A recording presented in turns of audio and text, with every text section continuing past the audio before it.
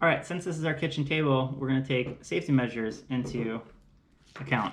All right, so I'm gonna measure out, like I said, 5 inches, and it would be probably better if I did it this way, since that's how the tape measure is. Again, all measurements of how much and where and that kind of stuff will vary. So go off of what your own preference is through trial and error would be my suggestion. So at exactly the 5 inch, I'm gonna make a little tick. Now I know exactly where to cut. Bring over my scissors. Here's a little tick. No clue if that's gonna show up on the camera. And then I'm gonna make my cut, keeping this as straight as possible.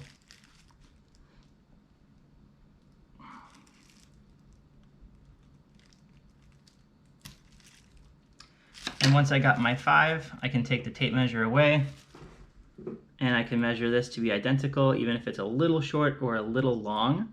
I like this rather than doing the 5-inch measurement again using the tape measure, because what's more important is that the paddle is balanced.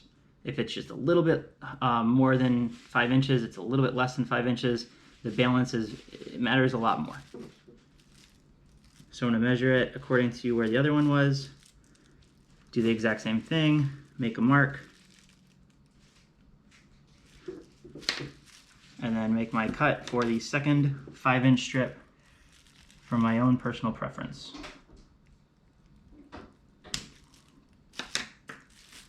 Okay.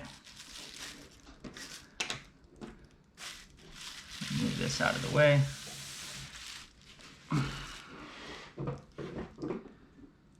All right, so on this lead tape, also this lead tape is special. A lot of them are thinner, both widthwise, lengthwise, obviously you cut them to size. But I think it's grams per inch if I remember correctly. Very different, very unique. These are the only ones on the market that I can find, specifically designed for golf. Again, link will be in the description for exactly this one if you decide to go with this one. But we'll have, again, protective layer for the adhesive on the back side, so you're gonna wanna peel that obviously off first. And then my personal preference of how close I put it to the handle is as close as I possibly can to the piece of tape that is holding my overgrip in place. So again, you wanna make it as even as possible, and you wanna keep it, when you put the lead tape on, as even as possible in terms of the length from edge to edge as well.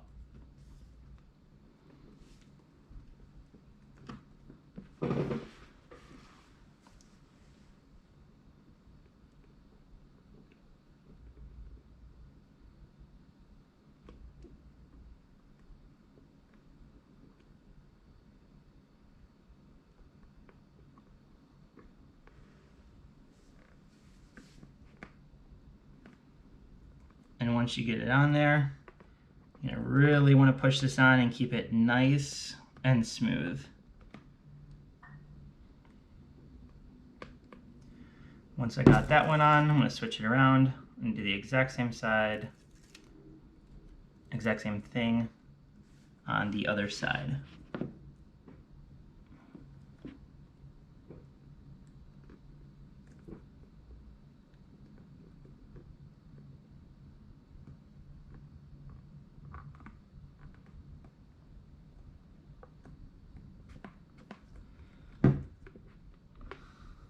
Same thing, make it nice and level, even pressure, keeping it nice and flat.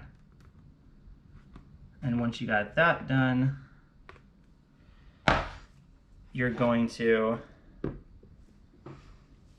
get electrical tape, and you're going to want to cover the lead tape that you just used, mainly to protect it from the elements.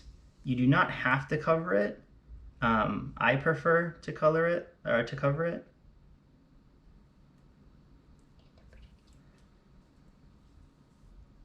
And also for safety reasons, to protect your own hand and from other people touching your paddle and that kind of stuff and getting lead onto their hands. So I'm just going to kind of eyeball it, measure it out. That's enough. Doesn't have to be perfect. Again, you're just covering the lead tape is the goal. So I'm going to cut this.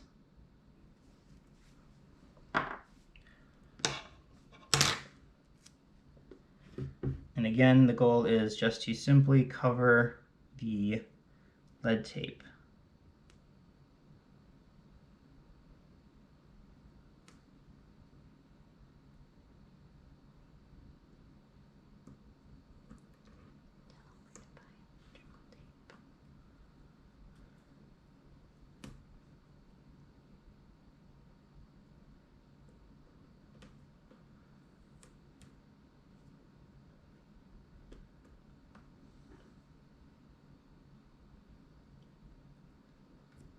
So notice I went pretty far. My lead tape ends here, but again, it's not a huge deal if you have extra electrical tape. You're just really kind of covering the edge.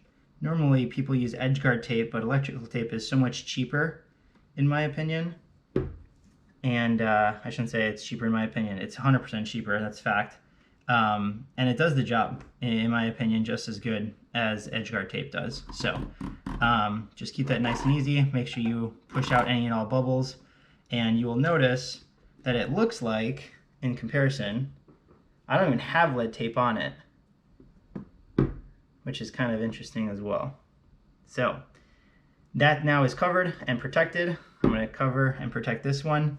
And where to get the electrical tape, in my opinion, or at least that I found, is the cheapest, because electrical tape is electrical tape. I do get Scotch brand,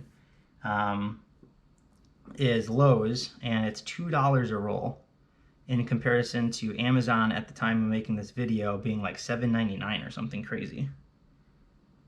So I'd recommend going to your local Lowe's and checking the prices there. All right, that's good. Again, cutting the length of the electrical tape just to cover the lead tape. I'm actually noticing a little bit of a bubble there, so I'm going to make sure I push that out before taping it down. And that's better.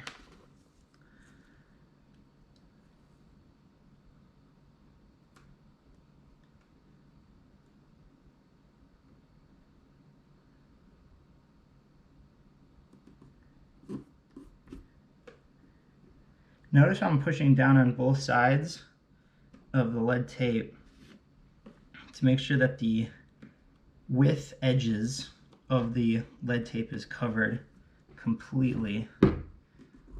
That way, again, protecting against the elements, it minimizes anything kind of getting up and under that electrical tape layer. Okay, you can push out the bubbles. I have one here. You'll eventually push that out. Not a huge deal for this video. Okay. So now it's all protected as far as the lead tape is concerned. This is really just the last part. For this part is the top of the edge guard. This width of the electrical tape will not cover if you simply just put it over here, because where you really need to focus on is this frontal edge of the paddle. The reason you do this is to protect the integrity of the face of the paddle as long as possible. It looks like a brand new paddle. My main paddle that I've been playing with for probably 6+ months now, it looks like a brand new paddle, literally just like this. No scuffs, no nothing. So this is very much so to protect the edge guard of this paddle, to then more so to protect the integrity of the face of the paddle. So because if you were to simply just put this one strip of electrical tape right over the top, you will not guard the edges. So I actually wind up putting two slightly overlapping each other and making sure that it covers all the way down to here on both sides. So I'm going to kind of eyeball measure it again. This does not have to be exact. This has enough. So I'm going to make this cut here. And you'll notice that when I apply this tape, I'm going to try to do this backwards for the first time ever, is I'm actually going to put the face of the tape onto it looking like this.